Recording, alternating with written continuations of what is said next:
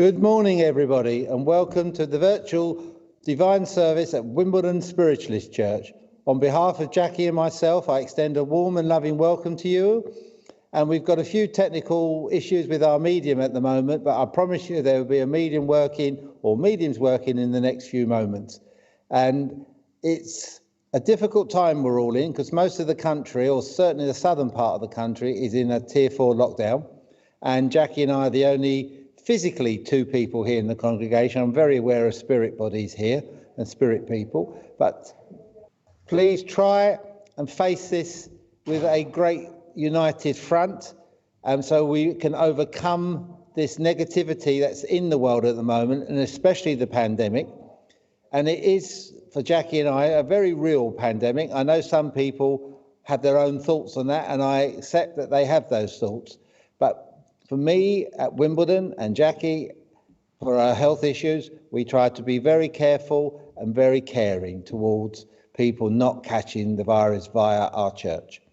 So it's great to be here, and I would ask you all now to slip into a silence, and I'll open our meeting with prayer.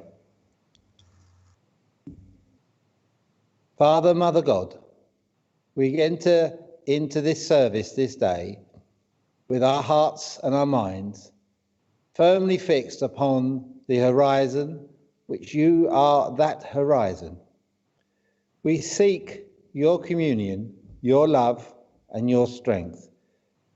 We acknowledge the love that you send to this world, but we would ask you to enlighten our hearts and our minds to a receptive dish so we can share that light and that strength.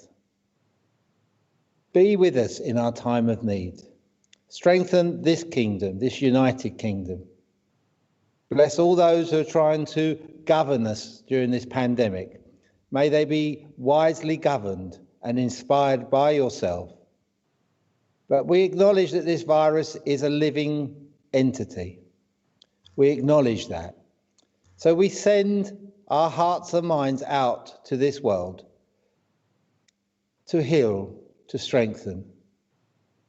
To those of you that are able to join us this morning, we offer blessings. But I would ask you all who can join us this morning, think of those near and dear to you, neighbours, friends that perhaps can't connect to the internet or their phones. Strengthen them in their time of loneliness and weakness. Give them your light. We are instruments and bearers of the light.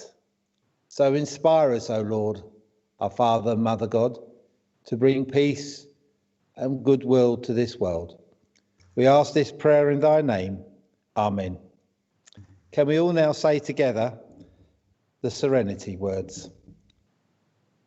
God grant me the serenity to accept the things I cannot change, the courage to change the things I can, as the wisdom to know the difference. So mote it be. And I now ask Jackie to lead us with the healing moment.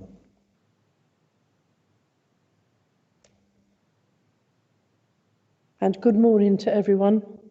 It's lovely to know that we're all joining together.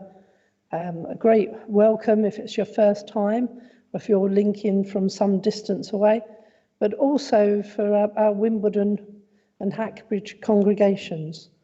And what I want to do in this healing moment is to actually visualise all of our regular congregation that used to come physically on a Sunday that are joining us in the virtual world, and to imagine the big table in the lobby where we've had a few hours of social activity after the services. And I want you to join hands with the people that normally sit next to you. So Cheryl, I want you to put your hands out, and Barbara, Phil is with us here for the reading in a minute. But everyone, George and Jim, June, who's now out of hospital, for Kelly, for Stephen, all of you, just imagine that we are creating this circle of energy and healing and light. And I'm going to join that with you.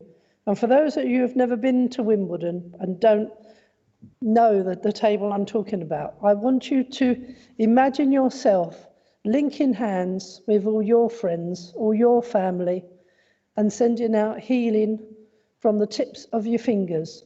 And I want you to imagine that you are creating a circle that is going all the way around this earth so that we can give a healing to Mother Earth and to all the individuals that are in need at this time.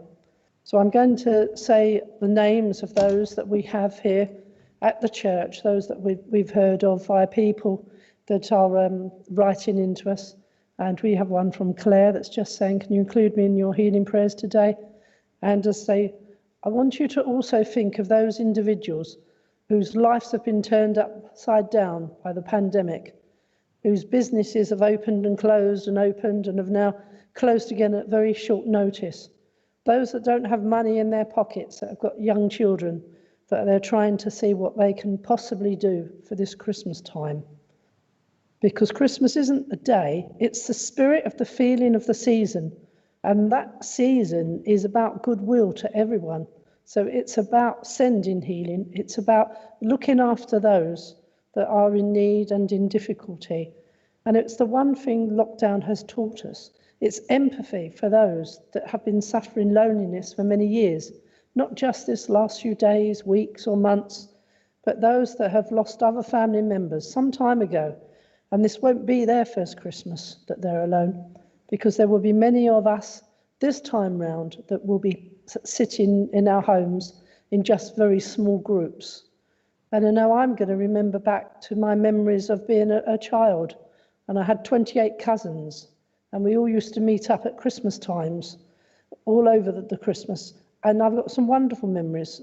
So when we have our healing, if you're thinking that you are alone, then remember back to your childhood memories or memories of you at the happiest time in your life, and invoke the presence of those loved ones from spirit, from heaven, that will be around you at this time, and feel them reflect with those memories of that love, that lovely outpouring of love. And the names that I wish to let you know about are Dina, Rachel, our own Kelly and Stephen, Jill, Amber, Ottie, who is a boy of only 4 years old going through chemo, Patty, June, and say June's been in hospital and she's back out now. Jim had a procedure and he's having to isolate at home. Elizabeth, Jan, Irene, Claire, Rachel, and Emily. And I say, let's just close our eyes and let's just imagine from the top of our head down to our toes, we can feel this electricity of healing energy. Let's put it out from our shoulders down to our fingers. Let's embrace our family groups, our friendship groups, and this world group around the earth to give healing to those in need, that we may ask the healing angels to take the healing on for us. If we're under stress, for us to let go and to give back to the angels to take that work forward. And let's just feel the power of that energy as we build up a wonderful fire of healing energy that is leaving the room that we are in now, leaving the chapel, going all around the world, and just uplifting those that are in turmoil, sadness, darkness, despair, and knowing that this weekend it is your time, on the 21st of December, when light will start to come back. So the longest day will be happening, and then it will start to come back. Well, that energy, that positive energy, we need to build for next year, that we may all be together in celebration in the new year when it is safe to do so. But let's take that wonderful energy. We ask our Father and Mother God and our healing angels to give healing to those in need, to open the eyes of those in darkness, to keep us all safe, to keep us mentally well as physically well, that none of us will become ill.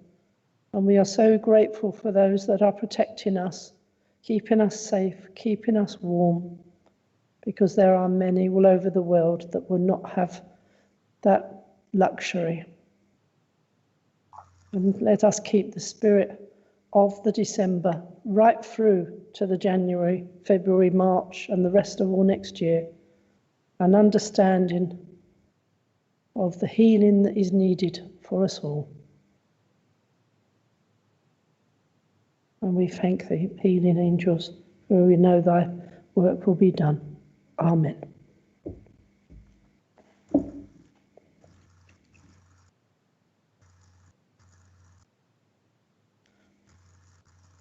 I just want to say there's a few names, and there are some extra names coming up.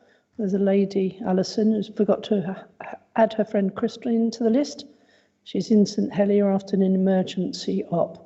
So we wish you, Christine, healing and love and positive energy. And Rose, who's hoping to join us this morning as the medium, healing for Rose and her family. And I can certainly feel the wonderful energy that is built up here at the church and the healing that is going out for everyone. And we want to say hello, say to all of our people that join us all over the world, and know that this is one time when we know we're all together. And Jim is saying good morning to everyone, so lovely to know that you're here, that we're all taking this moment. And Owen is saying good morning to everyone and a Merry Christmas. So Owen, it is lovely to see you. And Michelle, dear love Scott, is saying good morning all. So this is keeping us all together. Bernadine, round from Portsmouth, saying good morning to us, hoping that we're all well. Thank you. And Cameron De Silva is saying good morning. So welcome very much. Mary is saying good morning to us all. Good morning to you, Mary, and know that we are in fellowship here together. And Kim, it's lovely to know that you're joining us this morning. Miss seeing everyone physically. And Terry is saying good morning. So hopefully we'll see many of you in the new year, and we'll keep on hearing from you all virtually. And Joe Ward is also saying hello this morning.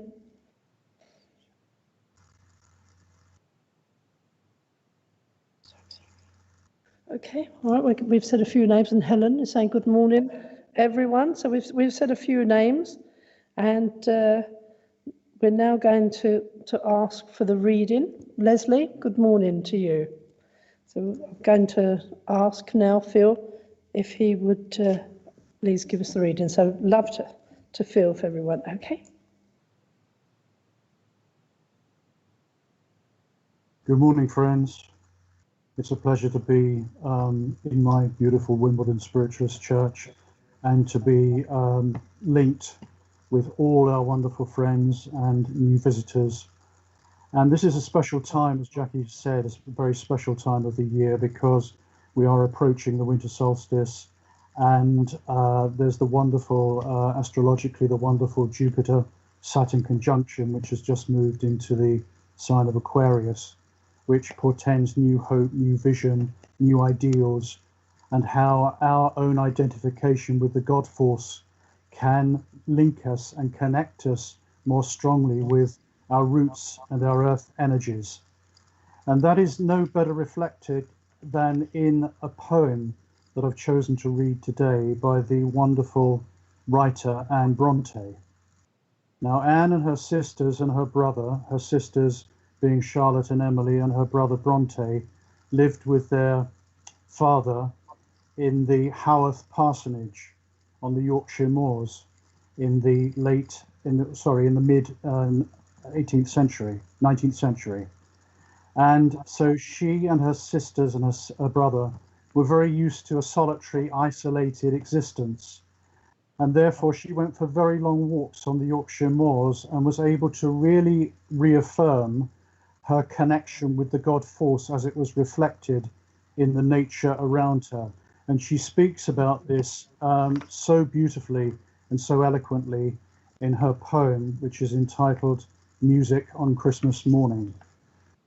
So I'd like you to just reflect on this and how our own re-identification with the God force and the power within us to relate to our own divinity as reflected through the elements of nature can really lift us and move us into a space of tranquility and peace within ourselves while we contend with all the physical unrest around us.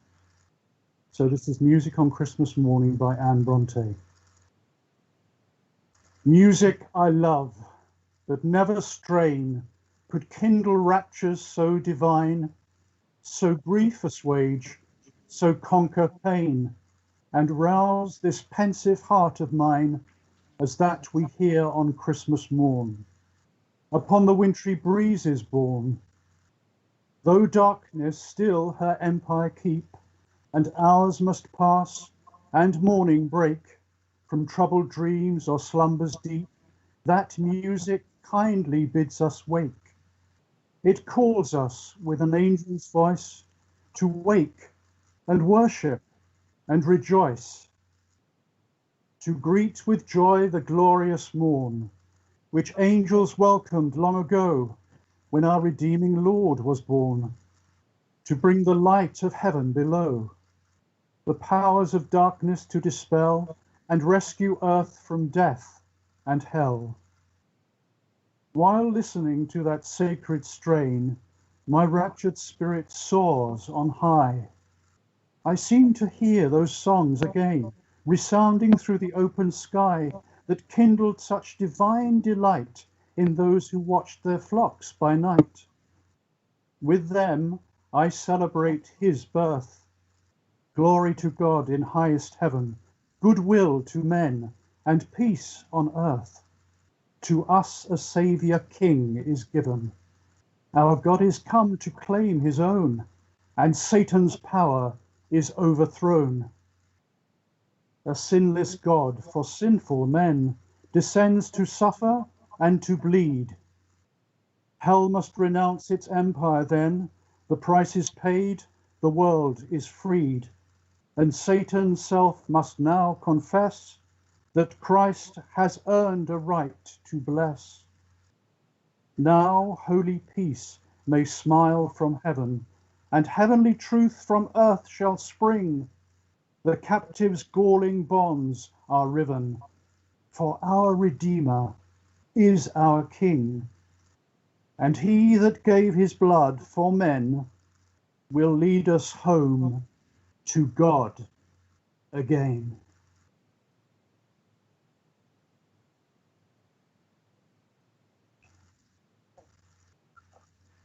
Thank you. Thank you very much, Phil. That was a very inspiring reading by Charlotte Bronte, it really was. And taking up the words of the reading, it is important that at this Christmas time, we acknowledge the birth of Jesus, acknowledge the birth of light, the rebirth of light. I think Jackie told me today is Yule, and we need to accept that love and the meaning of a babe coming into this world and bringing a message some years later in its life, but bringing the message. I've recently watched a program on cable, and it was Robert Powell. Those of you who are young enough and old enough to remember that Robert Powell, the actor, playing Jesus of Nazareth in the TV series, which is one of the most definitive programs for me on Jesus. And he often says that he has a problem when he's out sometimes. People have a habit of thinking he really is Jesus, and they want to do that. And I have to say, my dad was one of them. I've got a picture somewhere, a black and white photograph of my dad with Robert Powell. And he said to Robert, you know, those eyes, they're so much Christ-like, they're so much caring. And Robert Powell just gently smiled and he said, thank you. And as Robert Powell said on telly the other day, and quoting a little bit from Laurence Olivier, you know, I'm an actor. I acted the part of Jesus of Nazareth to the best of my ability. And Laurence Olivier told many people that in their career, because I've heard these actors, Dustin Hoffman being one, that, you know, have you ever thought of acting? When he did the Marathon Man and he went without sleep for 2 or 3 days or whatever it was. And we must not act during this pandemic.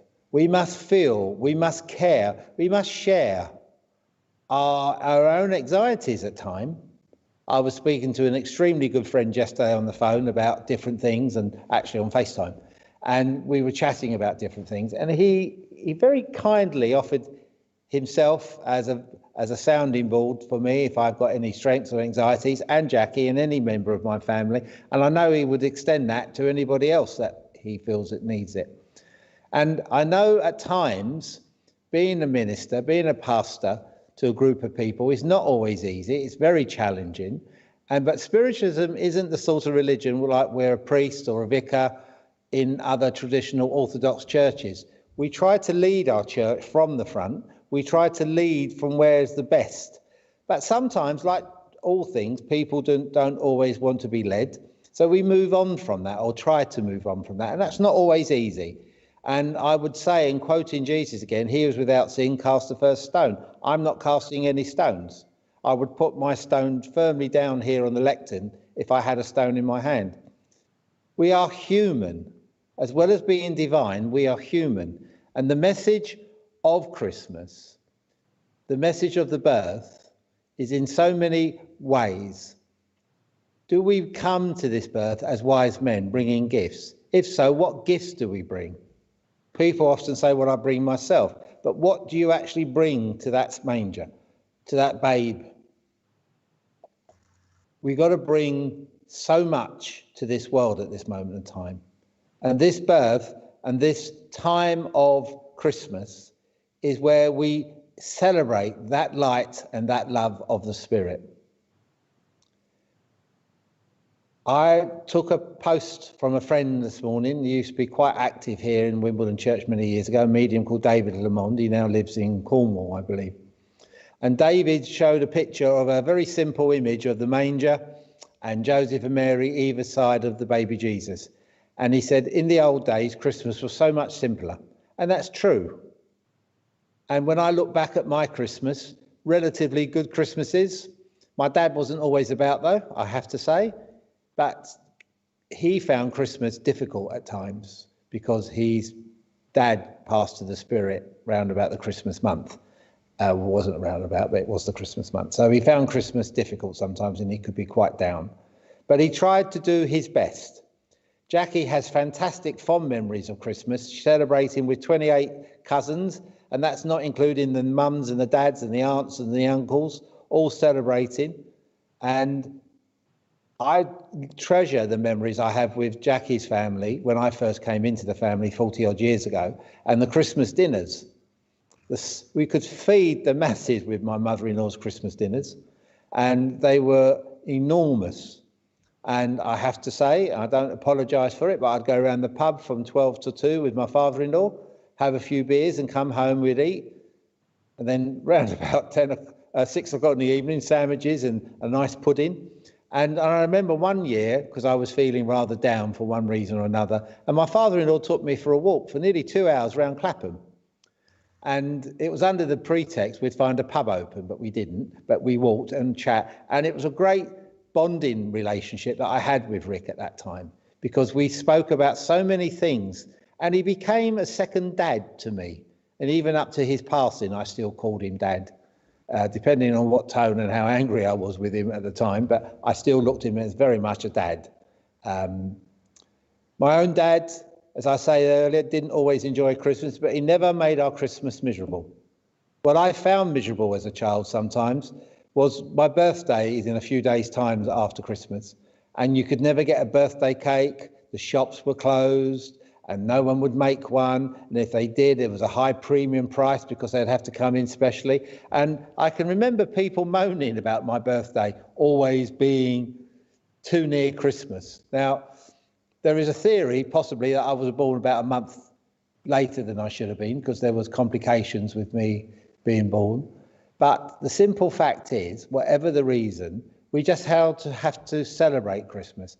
I enjoy celebrating Christmas by watching my grandkids and Ashley, Rachel, Claire and Sean with their presents, opening them, enjoying that fun still. We had a discussion with Ethan the other day, Jackie and I, and he said to me, did you know Santa came to my school the other day? I said, did he? He said, yes. He said, but it wasn't the real Santa, because Santa's so busy, he has to have people to assist him. So we think it was Mr. Croucher, our head teacher, but I don't let on because I don't want to spoil how he feels. And I think that was so sweet and wonderful. I can remember going to Father Christmas myself in a wonderful shop in Brixton at the time called Bon Marché, part of the John Lewis, and the Winter Wonderland there and the Christmas grotto was such an exciting place to be. And my mum and Nan would take me there and would go through all these different scenes and theories, and then they would take Mark and I up to Regent Street and Oxford Street, and we'd go into Selfridges and Hamleys and look around, and the excitement of that Christmas was always so wonderful and enjoyable. And at Selfridges they used to have a character called Uncle Holly, and you got a badge to say, I've seen Uncle Holly. Now I want to give you all an emblem today, the forget-me-not, because I don't want you to forget your loved ones, your family and friends during this pandemic.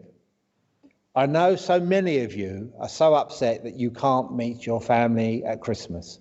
Well, that goes for Jackie and I as well. And it's important that we understand that if we can't meet our families for reasons beyond our control, that there's people out in this world, and there's few people I can mention, but I don't want to embarrass them, that are totally alone and have nobody to speak to that day, or Boxing Day, or share anything of the Christmas magic with their family. So if we can communicate with WhatsApp, Skype, FaceTime, even just a phone call, that's great. That is fantastic. But we have to acknowledge, again, this is Christmas. So what do we bring to the manger? What do we bring as the shepherds, the wise men? If you think about it, simply enough, there wasn't a Christmas tree in the manger. The presents that Jesus got was gold, frankincense and myrrh, and they have their interpretations. We can in our own selves bring to that vision and meditate upon it, feel that message. Feel the horror of a few days later when Herod, according to history, there's no evidence though, slaughtered all the children in Bethlehem, firstborn child and newborn children, because he was scared of what Jesus represented. So we need to look beyond that. We need to look beyond the magic of Christmas and think of that prayer of St. Francis, where he says, Lord, make me an instrument of your peace. Where there is hatred, let us sow love. Where there is sadness, let us bring joy. At the moment, the best thing we can bring to this world is joy. Through communication, through understanding, through sharing that message. As a mainstay of our way of life, our religion is communication. It's communicating with the next world and this world, but we don't always communicate with ourselves. We don't always communicate amongst ourselves.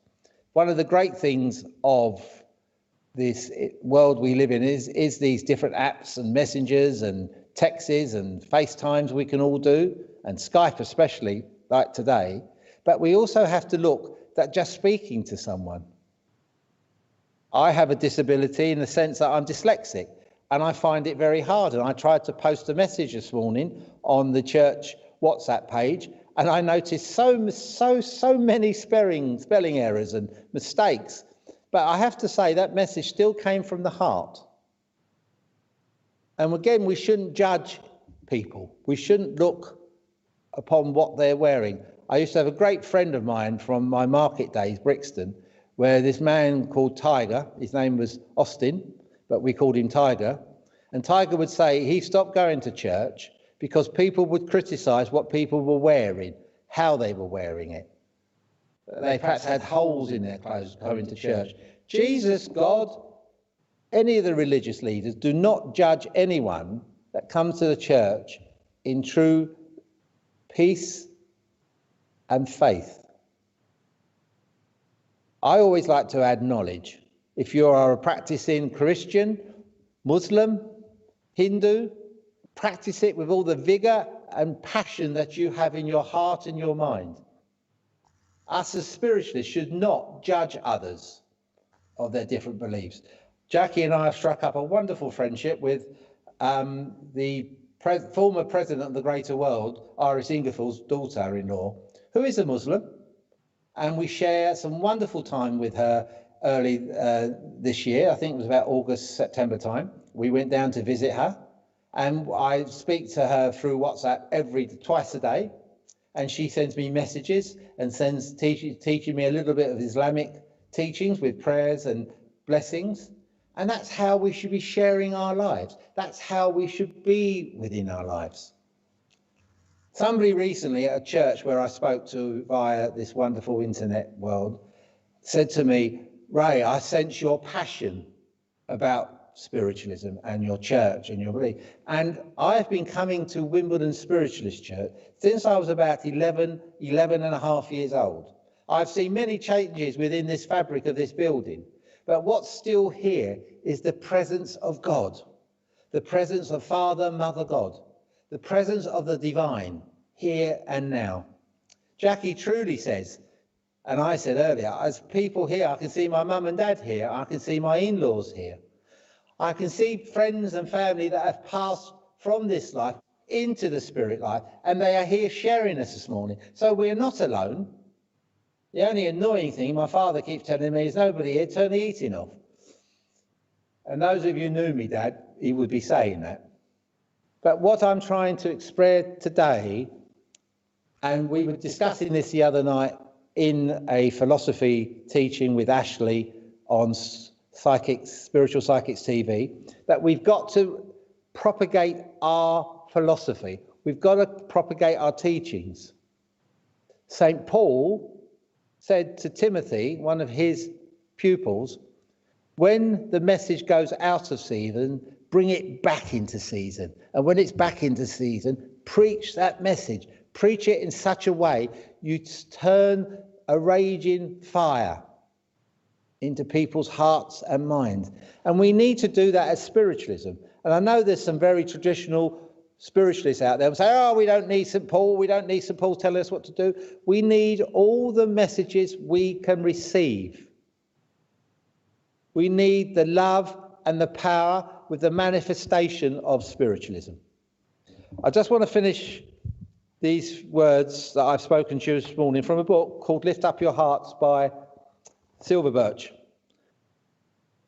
And he's saying here, the power of the Spirit can function through you. As a result, the tears of sorrow can be replaced with the calm, certified passion of the Spirit. And with that power comes knowledge, and knowledge brings strength. Another soul can be sent out into the world again with the knowledge that it's all good. We are those souls, mediums, healers, individuals. We have that message of the Spirit. It's in different forms. There was a wonderful minister, he's retired now, called Alan Bowley, and I saw him conduct a funeral service once, and he picked up a crystal. It was about that size. And he said, you know, our religion and spirit and God is like this giant crystal, like a diamond. Has so many facets, so many hues of colour and joy to it. And we need to embrace that facets. We need to embrace that joy. Let us agree to disagree sometimes. Let us agree that we are all spiritualists, that we are all workers for that message, that we are workers for the light. Someone's put, I have a saintly spirit. Well, there's probably people out there who wouldn't necessarily agree with that. But thank you, warrior, 7 times 7, 77 times 7. But we need to have the confidence within ourselves. Part of my training as an early medium and healer, and certainly as a minister, was to learn my belief system, to understand my belief system. And there's 3 of us here this morning, and possibly Rose later, but the 3 of us here will see things differently. I was out in America a few years ago with Ivan Lee, and we were discussing in a group about reincarnation. Now, I just simply accept there is reincarnation. I believed I've lived before. I believed I come back with some of that knowledge, but I'm basically more concerned for me to live this life with the strength and the passion and the vitality that I can. And Ivan said, oh, I slightly disagree with you, Ray, or perhaps I should. I said, no, we need to sometimes disagree how we see things. What causes the problems when we argue aggressively with different things? I'll tell you a secret. Only Jackie and I now know, because we're the only two still around. So we used to sit in a circle in this church sanctuary here at Wimbledon Church with a medium, trance medium called Daisy Moore. Her husband and partner was Bob Brunton, another medium. And there was about 4 or 5 of us in this philosophy circle. And we were giving teachings and strength. And at this time, I believed in what I'm going to talk about. And basically, another friend of ours, Michael, mentioned, where does the Virgin Mary come in all our teachings of spiritualism? Michael was a former Roman Catholic and probably still at heart a Roman Catholic. He believed that everyone everywhere is a Catholic, in the sense of the truest meaning of the word Catholic, in a modern phraseology, universalist. And the guy came through this, there was no need for the Virgin Mary. And Michael and I got quite uptight over it because I've always had a specific personal belief in Mary. Not necessarily that she was virgin, but I believe that incarnation and that incarnation of Jesus was pure. If you read Edgar Cayce in his story of Jesus, he explains that in quite some depth. But we went on to the point that Jackie and I went home, and one of the lovely things we did in our early marriage, in our early days when we were fit, young and strong, we would sit up in bed talking and discussing things. And we almost came to blows, me, not Jackie, over this virgin birth aspect. And I then suddenly could not believe I am arguing with the dearest part of my life, my wife, over the virgin birth. Was it right, wrong, mistaken, or whatever? And Jackie jokingly said to me, "You silly fool," or words to that effect. It wouldn't have been any nasty words, because Jackie don't use nasty words. And those who know her, and you ask my Rachel, or our Rachel, she will tell you the biggest Jackie will ever say angrily is, "Blow." And that's a great thing on Jackie's part. She once said to me when she heard me swearing, "Oh, you have such a limited vocabulary." And I replied with a very rude answer. But we're able to share. And people often say to me, "You're verbally hard with Jackie sometimes." Well, I can promise you here and now, Jackie ignores me. She doesn't listen to me after a period of time, because she goes, in a sense, that me saying this, blah, blah, blah, blah, blah, blah, blah, and Jackie just laughs and walks away. And other people do the same. Stephen and Kelly know that when I'm in a bad mood, they ignore me. And when if I say, "Stephen, Kelly, shut up," they know I mean, leave me alone. So hence I say I am not without error, sin or mistake. I was trained in my ministry that sin meant separation from what that is good. So I can't deny that I have my off day, my bad day. As a friend of mine said to me yesterday, that, "Ray, you're human. Yes, you're divine, but you're human, and you will have bad days." And I have found down up to today, or up to about 2 weeks ago, this lockdown quite difficult. I've had health issues, which I'm not going to discuss with people, but I've had health issues that have been a worry and a concern to me. And I know other people have health issues, and they're serious health issues, more serious than mine. Because as I say to people, and as my dad used to say, a man who had 4 cancers, "Oh, Ray, there's people worse off than me. I'm in pain, but there's people worse off than me." And Dad took 42 tablets a day to help with pain control. Half of that, 42, was 20 plus tramadol to keep the pain away from his back and his spine. And really and truly, he didn't moan about it. He didn't like it. He used to say a word that him, Jill, and Sass used to say together. The 3 of them would acknowledge the cancer at the same time, or had the cancer informed at the same time. But coming back to this Christmas message, coming back to the message of the baby Jesus, simplicity, a birth of light. When you ever see pictures and images of the manger, there's a glow around that manger. It's the coming of the light, the rebirth, the new life.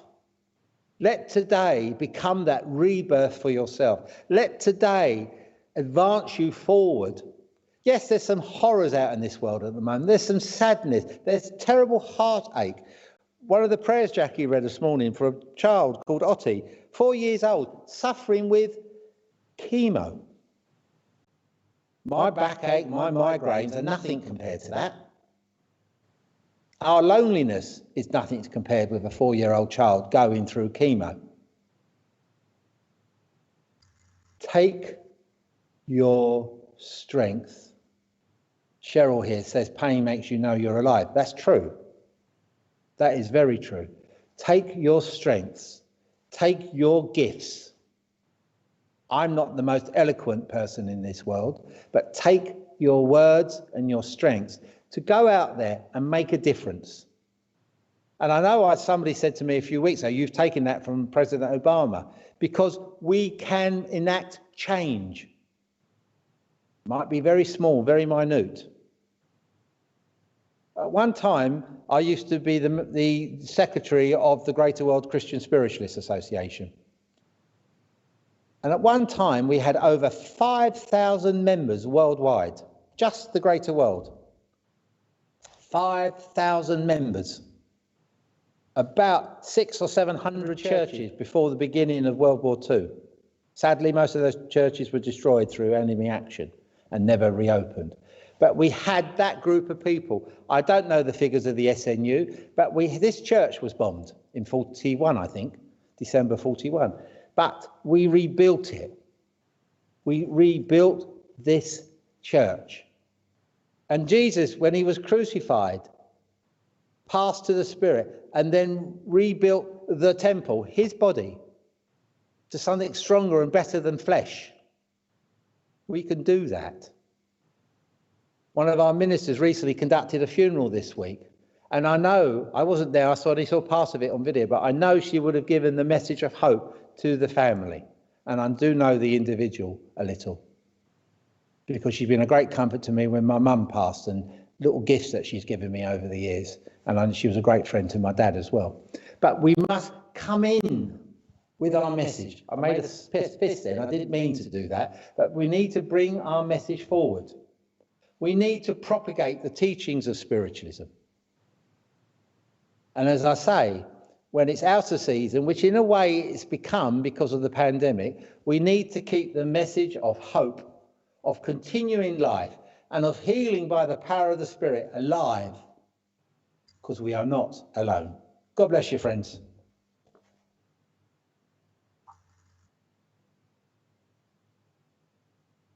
Okay.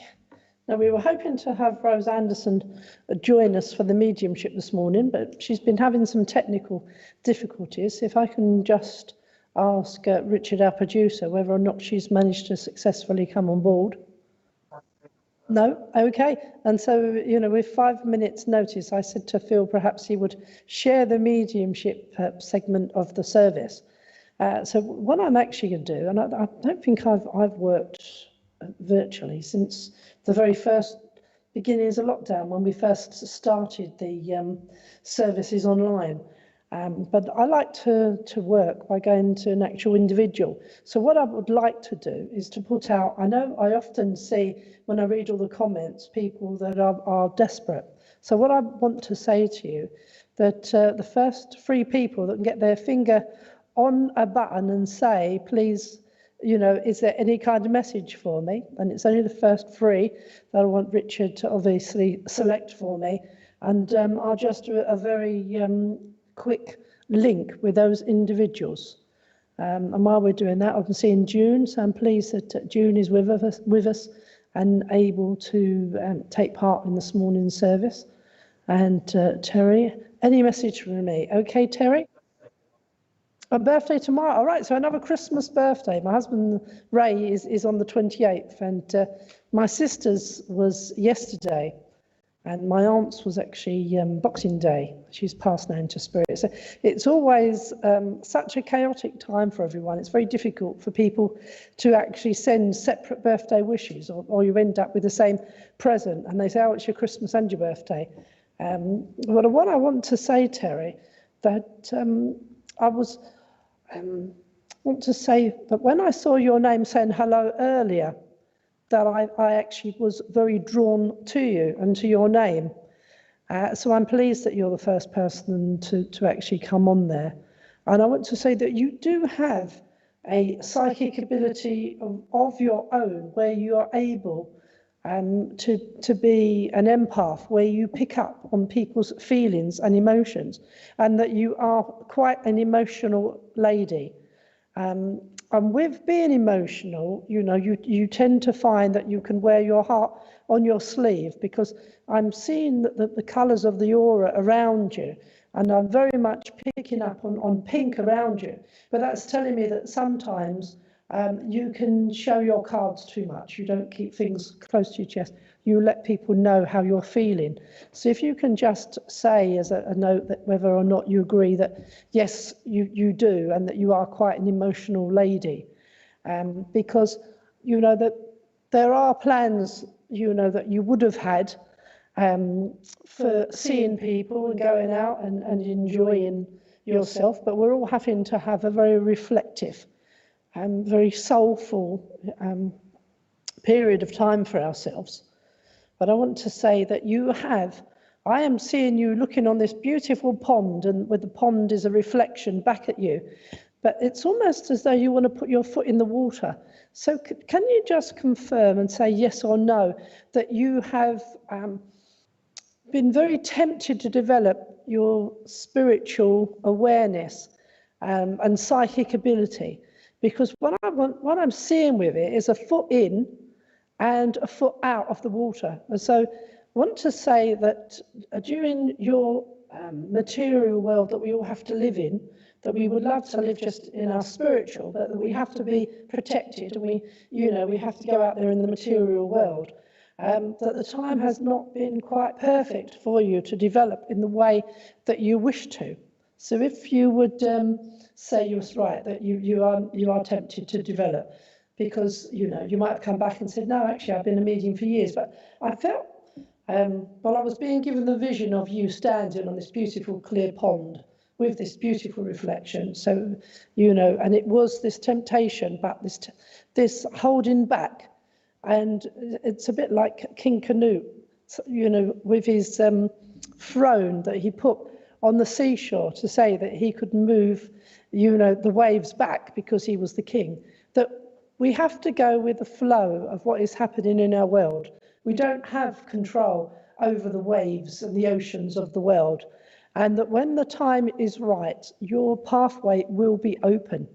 It doesn't stop you being able to develop your intuition, develop your ability with healing by just sending some beautiful thoughts to people, which I'm being given that you do send thoughts to people, that you are a very loving and kind, generous lady. Now, I'm being given this information by a lady that was well into her late 70s when she passed to the spirit world. And I want to say she's suddenly making me feel very gruff because I want to go, so I'm clearing my throat. So this lady would have had a problem around the throat, around with her breathing, and would have got very hoarse. And there may have even been something wrong with her voice box, or that she had to, towards the end of her life, have tubes and other apparatus that was around her. So that if you can recognize this lady.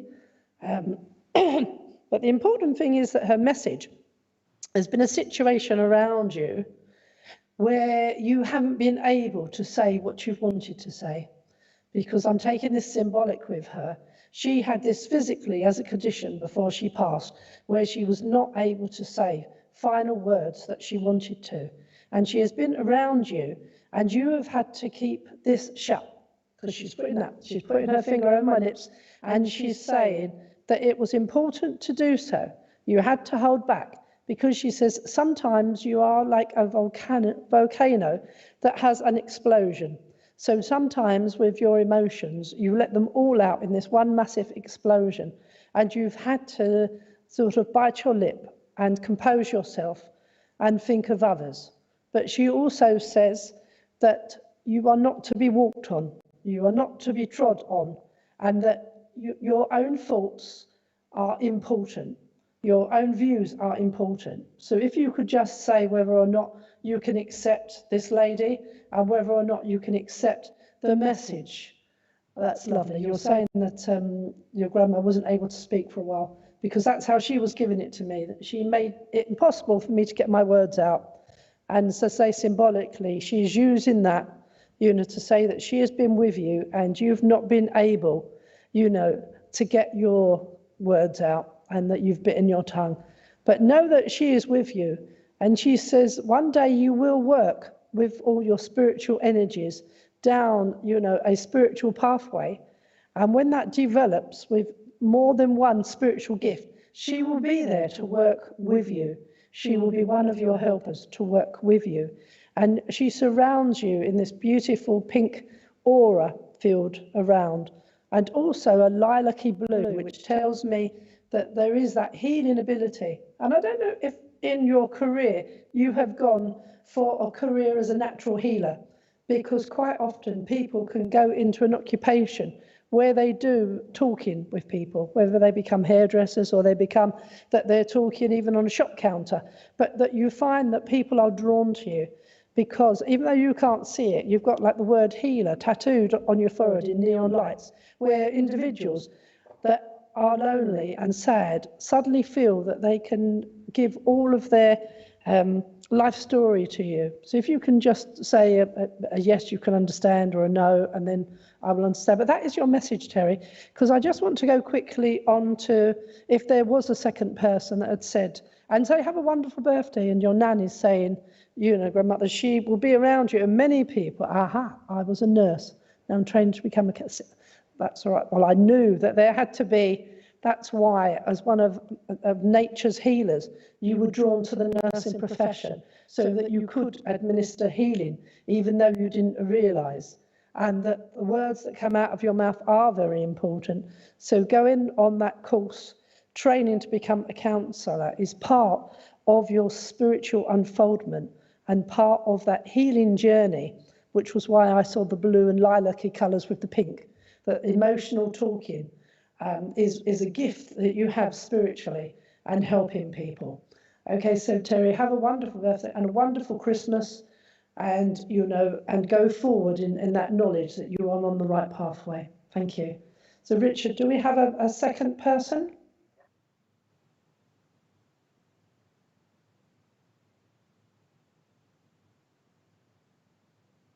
Okay. Now, I like that. I'm immediately drawn to the fact that you've said warrior. And the 7 times 7 obviously has a very symbolic meaning. And 7 is often a spiritual colour, where it's the 7th son of the 7th son. So I don't know if you're 7 generations of 7 sons, or if there is some other esoteric meaning. But I do like the word warrior. In life, we need warriors. We need people that will stand up and be counted, people that are survivors, people that have that energy to go forward and to fight for what is important for individuals around you. Now, in my material job, I did quite a lot of work in the union, and I was a union rep for people because I wanted to stand up for individuals that didn't have a loud voice, that needed to be protected, that needed somebody to speak on their behalf. Okay, forgive 7 times 7. Okay. And I want to say that that feeling of forgiveness is something that you need to give forgiveness to yourself for. And the forgiving of others is a very important message. It's a message that Jesus taught us about forgiving those, and it's in the Lord's Prayer as well, about as we forgive those that have trespassed against us. And that is very important, that having a belief in ourselves and forgiveness, our own trespasses in this life that we lead, because we're all here because we're not perfect individuals, that we are living in a training ground for us understanding before we go back to our home in the spirit world. But Warrior 7 times 7, you do stand up for individuals, which was why I had to just let you know about the union work that I used to do with defending people. and say that if this isn't in your material work, I'd be very surprised, because you will stand up for people. You have strong beliefs in yourself, and you need to find a very verbal way of communicating and giving people inspiration. So I'm hoping that you can just say, yes, you can understand that, or no, totally disagree, and, you know, don't understand, then please then say that for us. But as I say, we need people to be counted. We need pioneers that will stand up for us. And I want to say to you, Rory, that you have been slowed down recently. Many of us have been slowed down on our material life for a time of reflection, with many of us locked down or working from home. But I want to go to the spring of next year and say that there are anniversaries in the spring for you. But towards the Easter time, when I see it as though I'm seeing beautiful winter flowers like the snowdrops that come through the very hard soil, that are very strong. They may look as though they're frail, but they're very strong because they can come through icy ground. And I want to say symbolically, this is you, that you will materialize through this hard earth, stronger and brighter than you were before, with much work to do. There is a great deal there for you. And I know that unfortunately you're saying that your health is bad, and I've suffered with bad health a great deal of my life. It's unfortunate that we can live a spiritual path, but it doesn't mean that we won't have many mountains to climb because of our health.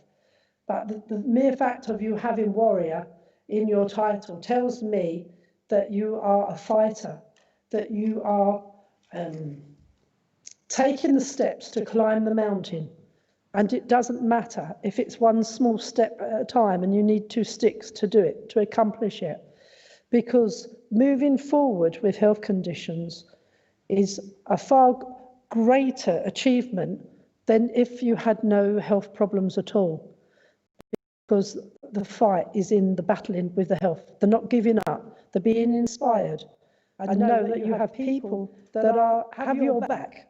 There are 2 gentlemen that link from Spirit for you. One is a gentleman that I would say was well into his 80s before he passed to Spirit, and the other one is someone that was only in their 60s. I want to say they're 2 different family generations, but they are coming with you because they are lifting your feet for you. When you are taking those small steps, they are lifting your feet, they are your strength, and you believe that you will conquer it, and you will. Whichever your pathway takes you, know that it is the journey that matters rather than the distance that you cover. When you look back and realize how much you have done, and know that they are around you, they are surrounding you in blue and gold light in your aura, to say that they are there for healing. Remember to ask the angels for more healing for yourself, and know that they are all with you. And with that, I say God bless you, warrior. Okay, can I do a quick third one? As I think I said 3, and then I'll hand over to Phil, hopefully, to do some time as well. Okay. Joe Ward. Okay, Joe, and welcome. Yes, exactly, because I thought there'd be a mad rush, but at least then people know that, you know, we can try to get round to them. Okay, Joe, and that's a beautiful picture if that is you. Can't see it totally clear, but you've got beautiful blue sky around you. And I want to say that you are a person that likes blue sky around. You like the freedom of being outside. There is a feeling that a lot of us have had of almost being imprisoned within our 4 walls. And also that feeling of not being able to do what you want to do, that there is work for you to do that you can't do, that there are hold-ups around you, and that you're trying to break these barriers down. Because I'm being told as we go into the new light and the lighter time into the spring, that you will have that vitality to go forward, that your health has not been great, that there have been some challenges for you. I know you're saying me on the water, and water is very important around you. I don't know if you live near water or just have a connection, because I want to say that being near water, any water, from a babbling brook to an ocean, you draw the energy from it. I draw the energy from being around water and being around trees, but I want to give you a beautiful still pond, lake, that is just reflecting the blue and saying that you need to have this space for what you want. It's as though you want to break away, whether or not you have been thinking about setting up a new venture, going on and taking a new branch, because I'm now seeing branches of your life and saying that you want to open up this new branch, this new direction. There is a new project that you are wishing to start, and you have felt that you haven't been able to. Okay, so you say you live near the river and have a boat on the river, love swimming, so that's definitely then the link with you with the swimming. But I say there is also this new project for you that has had challenges, has had setbacks, that is going to open for you, and you will be taking this route. So know that, take the love from your family in the spirit world. They are surrounding you in your aura with a beautiful yellow aura. And to me, that is the colour of enlightenment. It's the colour of sun, and it's the colour of the sunflower, and the sunflower is the emblem of spiritualism. So therefore, you know, whether this is a spiritual path, but you certainly are on a road to enlightenment and for learning. So whether there's any official training or education that you are planning, there is certainly a new project and new understanding that you will be having. So if you can just say yes, whether or not you can understand that, Joe, and as I say, know that there is this beautiful ray of sunshine that is being given to you. And it's not just a want to sit in the sun. I'm not saying you're a sun worshipper, but what I'm saying that the sun is there for enlightenment for you, Joe. So God bless you and keep you safe. And now I'm going to ask Phil if he would like to join and hand over to him for a few minutes. Okay, Phil? Thank you very much, Jackie. Okay, all right. Move my screen down. Better? Good, thank you very much. Good, nice to see you again, friends. And yes, I've had quite a queue of people building up from spirit here while Jackie was giving messages. And in particular, I have a lady coming forward here now who's telling me that she's giving me a very large bunch of roses and telling me how fond she was of flowers generally, and how fond she was of sitting in her garden during the spring and summer months, and how she used to share this feeling with her daughter, who I believe is here today, or there's someone here who knows of her daughter. But she wants to come in, and she's talking about the fact that as she approached her period of transition to spirit, she became very weak physically, and she lost a lot of use of her arms and her legs, and there was some form of fibrotic problem also, and muscular weakening of the muscles. And she talks about how her passing eventually was very peaceful, and that she met her husband immediately she arrived in the spirit world. This lady who I'm trying to contact now today would be the father of this lady who is communicating. So she's bringing father in, but he's standing slightly back in this process. Now, I want to talk about the fact she's talking about April. She's talking about a sister of hers that links to the month of April, and she wants to bring this information forward for the lady that I'm trying to communicate here that is living. This lady also tells me that she was very fond of Christmas time. She would go to great lengths to make wonderful preparations for her family at Christmas. And Christmas gave her a sense of unity and a sense of belonging.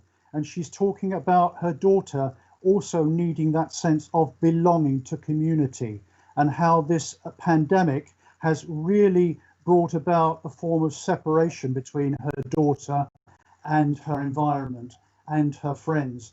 and that her daughter is feeling very, very isolated. She talks about a person called Stephen, who is also living, who her daughter would know. And she also talks about herself as being she calls it a racy lady when she was younger, not meaning she drove a racing car, but that she was flighty, she was very quick and agile. She's showing me this aspect of her personality very strongly, and how she moved from A to B to C to D very, very quickly, and how all her work was done in a very efficient and very neat and tidy way. She's also linking me up with the astrological sign of Virgo. So that suggests to me that she was very practical and very efficient and of great service to other people. Now, we have Petra on screen. Can you I think you said you could take the lady, Petra, and you're also giving me a yes to Stephen. Right, okay. Okay, thank you. Sounds like my mum. I just bought her a bunch of flowers this morning. Thank you. She also talks, Petra, about the fact that she's experienced a lot of sickness and a lot of problems around the stomach area before she passed. And she's talking about a Tuesday before she passed. Now, I'm not sure whether she was meaning she passed on the Tuesday or whether the Tuesday before she passed was very relevant in some way, because she is giving me this feeling of Tuesday. All right. She's talking about the fact that she used to wear, she was somebody that never would be overly dressed, but she liked very select pieces of jewellery, very small and very and quite discreet. And she said that when she got to a point in her life where she was no longer able to dress in the way that she was accustomed to when she was much younger, she got much more depressed and she went downhill very quickly, not really appreciating the importance of tending to her appearance. Thank you. She's saying, Petra's saying that she had bowel cancer. Thank you, Petra. She's also talking to me about the fact that way before she passed, she did go through a period where the family and she, I think, thought that she had some kind of very mild stroke, because there was some slight tendency in her left lip to drop or to droop in some way, and a little form of speech impediment or a sibilant S sound that she was making, and they thought that it might have something to do with a stroke, although that wasn't officially diagnosed. But she's just bringing this forward because she says that these are indications of her personality. All right. Yes to getting depressed. Okay, thanks, Petra. Okay. She's talking about also Sutton, the place of Sutton in Surrey. Now, whether she would have lived there or not, I don't know. She hasn't told me that, but she's taking me to Surrey. She's also taking me to Banstead and the area of Borough Heath as well, because she said those were areas that were quite important. Thank you. Yes, her face did droop, but we didn't know why. These areas of Sutton and Banstead were quite important to her as a child. And she's telling me also that she came from a family, quite a large family, that would have, as I said earlier, come together a lot at Christmas, rather like Jackie's family, for a very big celebration. And you went there yesterday, Petra, to Sutton, Banstead, Burheath. Okay, fine. Okay, so we've established her identity. And yes, she's coming through to you now because you have a brother living, Petra. If you can just confirm, please, that you have a brother living. Burheath, important to Dad, thank you.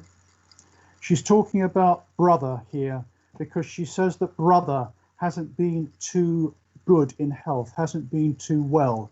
There's a feeling of energy really dissipating from your brother's physical mechanism. And she says that he really needs to build up his strength, to build up his confidence. About 2 years ago, no, she's saying 18 months. I interpreted as 2 years. She's saying 18 months. He had quite a jolt in a career situation, and that jolt really made him sit up and pay attention to what is going on in his life and to sort out his priorities, because she's linking that with you as well. And she's saying you also have to sort out your priorities because you're trying to juggle too many balls at the moment. And she said, just calm down, focus on 1 or 2 things as opposed to 6 or 7, because then she said you will get a much greater clarity of thought, a much greater clarity of thought. She has your mother has a sister living. If you can answer that for me, please. She has a sister living, because she says that you have been wanting to contact this sister or trying to get in touch with her sister, because there is some situation that needs to be resolved in the family, which her sister is very much a part of. All right, you're telling me his first child was born then. Okay, thank you very much. That's your brother. Fine. Yes to sister. And you've wanted to resolve the situation with sister because it's still hanging in the balance in some way. There needs to be dialogue between you and mum's sister here, your aunt, because it hasn't been fully settled. Yes, so very much so with the sister. Good, thank you very much. All right.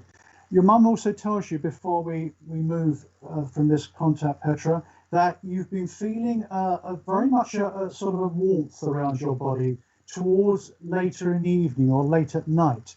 And you're not sure what this warmth, it's like a sort of a glow that's all around your body. And it's not anything to do with the heating in your house or anything. It's just a glow that you're feeling you're feeling within inside you. And she wants you to know that that feeling is very much her presence around you. All right.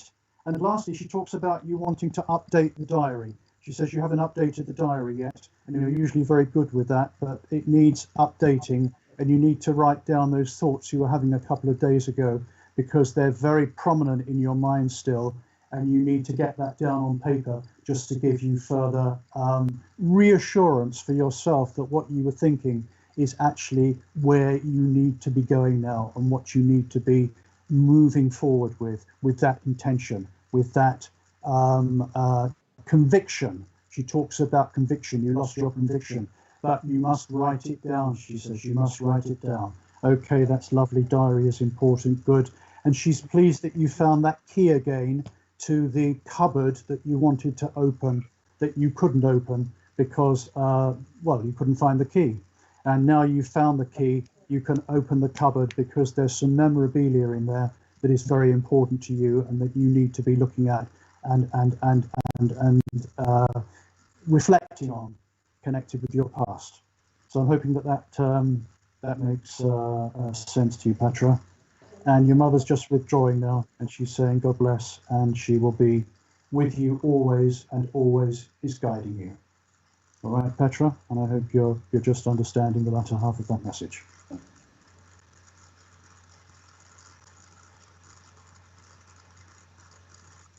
Silence is golden. Is that finished, Phil? Are you okay? Yes, I'm fine with that message. Thank you very much indeed, Phil. Thank you very much for standing in literally at the last moments. And we'll catch up with Rosie later, if I may.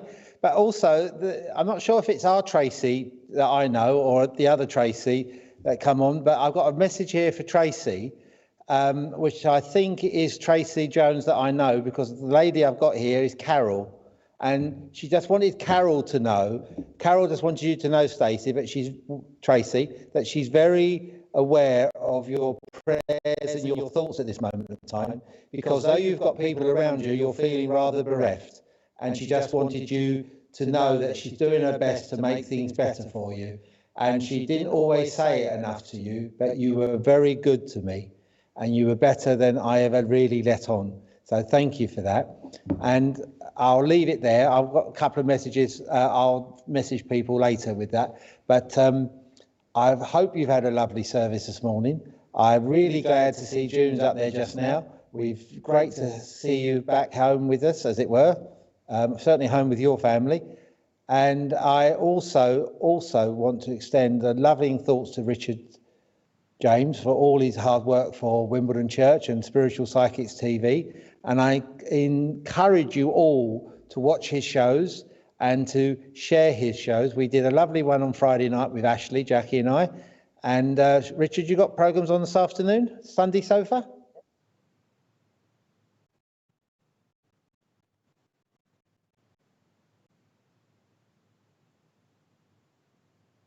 Sunday Sofa this afternoon, 2:30. Please join it. They're wonderful girls. They really are. They give some wonderful messages of hope and guidance.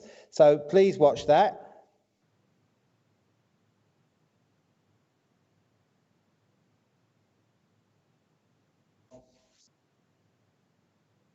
Ian Mason, another friend of Wimbledon Spiritualist Church. Great meeting, was here last Sunday. Please support Ian's service. And I had a brief chat with Ian yesterday and through the internet and or text really, but wish him all the success for tomorrow's show. Thank you very much indeed. It's been wonderful. I will just hand over to Jackie. She wants to put a few announcements out for the church this week. Okay, thank you. Well, we're going to be with you again next Sunday on the 27th, but we have, with Richard's assistance, decided that we're going to do a Christmas morning service. Ray and I will do that from home. And Richard, I think you said you were free at 11 o'clock, did you? 11. Okay, so that's an extra one for the Christmas between 11 and 12, because we're very aware that we all need to try to link together. So we've got these extra couple of services on, and we're going to just try for our church members and anyone else that wants to join us just on Zoom. So what I'm going to do Monday afternoon at 2 o'clock, if people want to contact me, I'm going to try and get us all onto Zoom for just a chat in readiness for us to be able to then get you onto the Zoom properly. Because we're going to have a little Christmas service that Phil is putting together for Wednesday. And hopefully, Phil, you're even possibly going to have words to carols coming up, or you're going to be able to put music onto Zoom. Yes. So anyway, that will be a nice surprise for anyone that wants to join us on Zoom Wednesday the 23rd. So we've got those extra services for people, and we're looking forward for you all in joining us over Christmas. And I also just want to say that you're never alone. You know, if you're feeling that you are the only physical person in a room, that may be the case, but your loved ones, you know, they didn't stop loving you because they went to heaven. They will be there with you and they will be surrounding you. So just try and link into some of those memories that you treasure, and also link in with us with some of our services. And if we manage to have this chat on Monday with Zoom, then this may be a regular thing if we end up finding that we don't have a great deal of freedom again for the January. But let's all know that, you know, after the longest day, which I believe is tomorrow with you all, that things will start to improve. Even if it's only a minute a day, you know, we will start to get that longer day and that earlier morning. And then we know that we're beginning to come out of the darkness. And I always say with dawn, it's always darker just before the dawn. So very much want to say that is our invocation, really, and to sort of say that we are inviting the dawn and the light of the world to come back to us, which is the whole symbology of the story of Christmas before it became a commercial enterprise. The commercial enterprise this year has had to go and take a back seat. But remember that true meaning of Christmas and that bringing light to the world and more light as we start after tomorrow. So thank you everyone for listening. I'll now hand you back for Ray and for our closing prayer.